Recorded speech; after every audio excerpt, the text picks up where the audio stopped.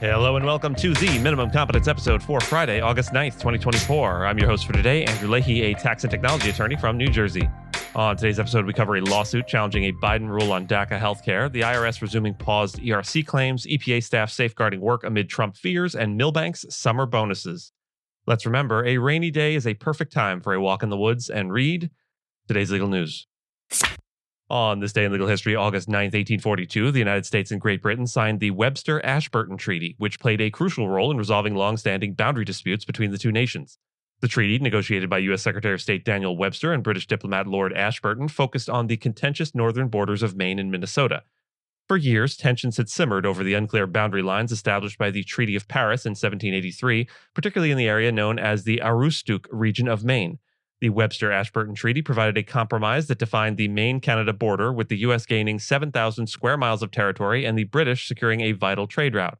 Additionally, a treaty clarified the boundary along the Great Lakes and reaffirmed the 49th parallel as the U.S. Canada border west of the Lake of the Woods. Beyond territorial matters, the treaty also addressed issues of extradition and the suppression of the slave trade, marking a significant step in Anglo-American diplomacy. The successful negotiation of the treaty helped ease tensions between the two powers and set a precedent for future peaceful resolutions of international disputes. A coalition of 15 Republican-led states, spearheaded by Kansas Attorney General Chris Kobach, has filed a lawsuit aiming to block a Biden administration rule that allows up to 200,000 DACA recipients to access federal health insurance programs.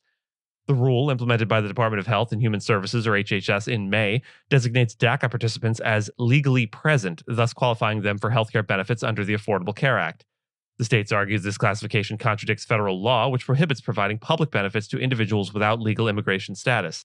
They contend that the rule encourages illegal immigration and imposes financial burdens on states by necessitating the provision of additional public services. In a related move, Texas Governor Greg Abbott issued an executive order to track the state's costs associated with providing medical care to undocumented immigrants. The lawsuit reflects ongoing tensions surrounding immigration policy, a contentious issue as the 2024 presidential election approaches. The IRS has resumed processing certain Employee Retention Tax Credit, or ERC, claims that were paused during the pandemic, specifically those filed between September 14, 2023 and January 31, 2024. The agency will focus on processing claims it deems either high or low risk. The decision to start with these claims aligns with a recent bipartisan tax bill that aimed to end the ERC program early, though the bill is unlikely to become law this year. The IRS halted the processing of new claims after September 14th due to a surge in claims and concerns over fraudulent filings by third-party companies. Many eligible taxpayers have experienced long delays in receiving their payments. The IRS plans to process 50,000 low-risk claims beginning in September and anticipates sending out another significant batch of payments in the fall.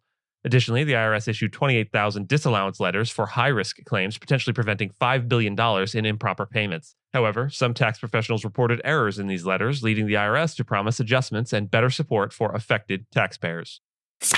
Environmentalists and career staff at the Environmental Protection Agency, or EPA, are taking steps to protect the agency's work from potential political interference, particularly if Donald Trump is reelected. Concerns stem from Trump's first term, during which political appointees frequently overruled scientific findings. To mitigate this, the EPA and its largest union have ratified a new contract allowing staff to report violations of scientific integrity without fear of retribution.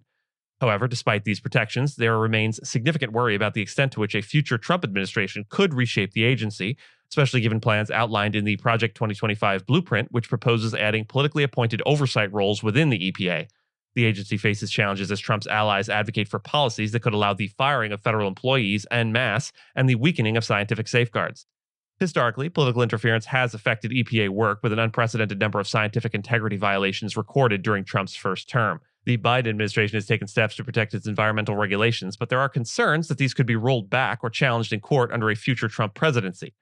Additionally, the possibility of a mass exodus of EPA staff if Trump returns to power could further weaken the agency's ability to operate effectively.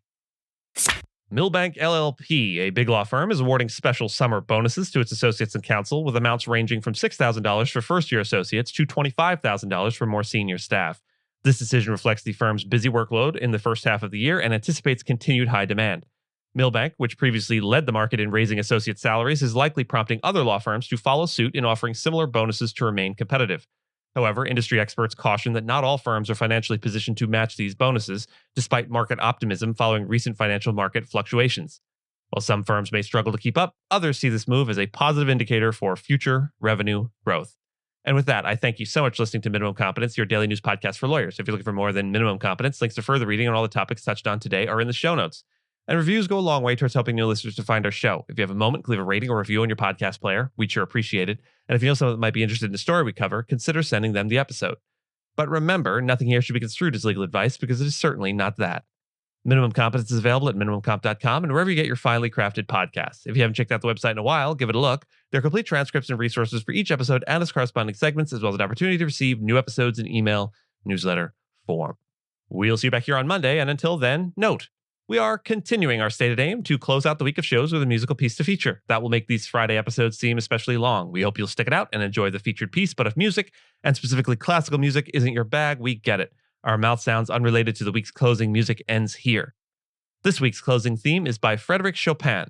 This week, we're closing our episode with a piece that holds special significance, especially for my co-host, Gina, who is celebrating her birthday on August 10th. As a birthday tribute to her, we've chosen to feature her favorite classical piano piece, Frédéric Chopin's Nocturne No. 2 in E-flat major, Opus 9, No. 2. Frédéric Chopin, a Polish composer and virtuoso pianist of the Romantic era, is widely regarded as one of the greatest composers for the piano. His music, known for its lyrical beauty and emotional depth, captures the essence of the Romantic spirit. The Nocturne No. 2, composed when Chopin was just 20 years old, is one of his most beloved works. It's a piece that perfectly showcases his ability to combine delicate, flowing melodies with rich, expressive harmonies.